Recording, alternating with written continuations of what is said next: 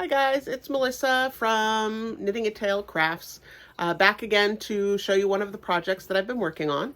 Back at the beginning of February, I mentioned one project that was crocheted, and it is a daisy chain Afghan.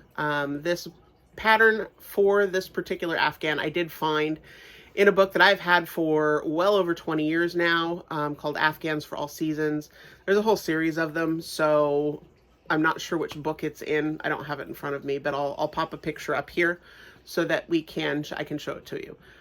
This particular pattern, called Field of Flowers or Daisy Chain, is a very, very easy crochet pattern. As you can see, it makes little daisies all in a row.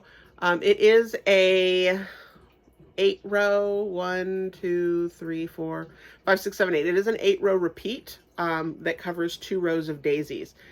And in those repeats, you're supposed to go like 15 total repeats, but I used a different yarn. In the pattern itself, it calls for a worsted weight yarn. This one is DK. What I'm using for this is the Lion brand Mandala. And this particular colorway is rainbow colored. It just says number 248D, and it says giant. I like it. It has blues and a little bit of green, yellows, pink, and some purples in there. Very pretty. The reason that I'm using this is I already had it in hand. I don't tend to use DK weight yarn all that much.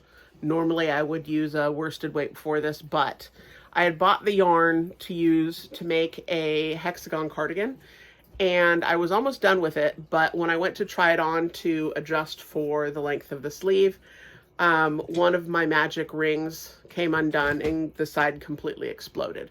And I was so upset that I just set the project aside and thought I'll just use the yarn that I have for that cardigan and make an Afghan instead. And so I am on my second skein of this. It does repeat. The color, unfortunately, doesn't repeat where I wanted it to.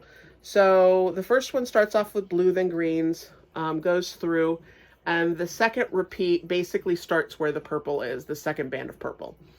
So I do plan on going through both skeins, and if I need a little bit of extra, I still have some more yarn. This is a very cute pattern.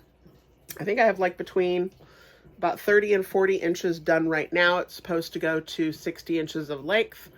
On the sides, there will be a single chain border and then some fringe on either side. So as I finish this, I will show the final product. But I have been working on this for a couple of weeks now, and it's taken a while. I haven't crocheted much lately. I usually knit a lot more. I actually learned to crochet when I was around 7 years old. My grandma's best friend taught me. And so I've been crocheting for around 40 years now.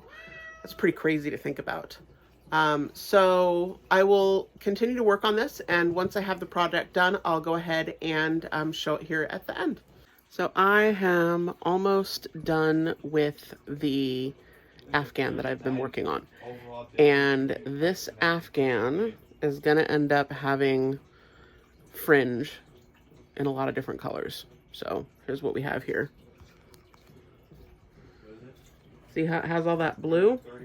It's also going to transition into green and yellow. And I am hoping that once I'm done with the yellow, I won't need any other yarn, because I have one section from a third skein of the Mandala by Lion brand. The body of the Afghan actually took 2, and then the edging and the fringes taking into a third.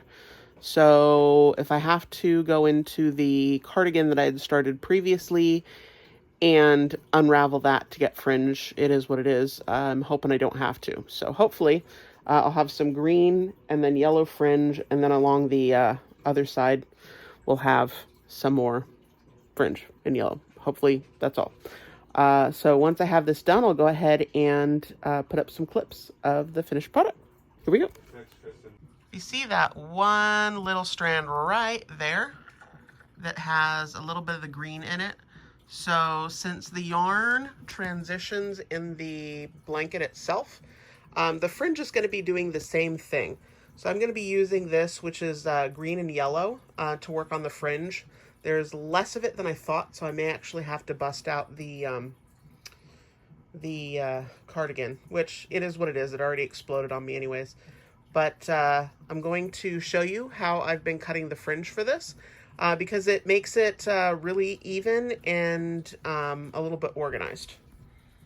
So what I'll do is I'll just take the end and just tuck it underneath some of the strands. That way it holds it in place. And then once that happens, all I have to do is just twist. And this lets me get even wraps all the way around as I do the fringe. Once that's done and I get the amount that I want, then I'll just cut along this edge and have the fringe all set up already. So it's really helpful because I can get a lot of fringe done without having to measure it weirdly.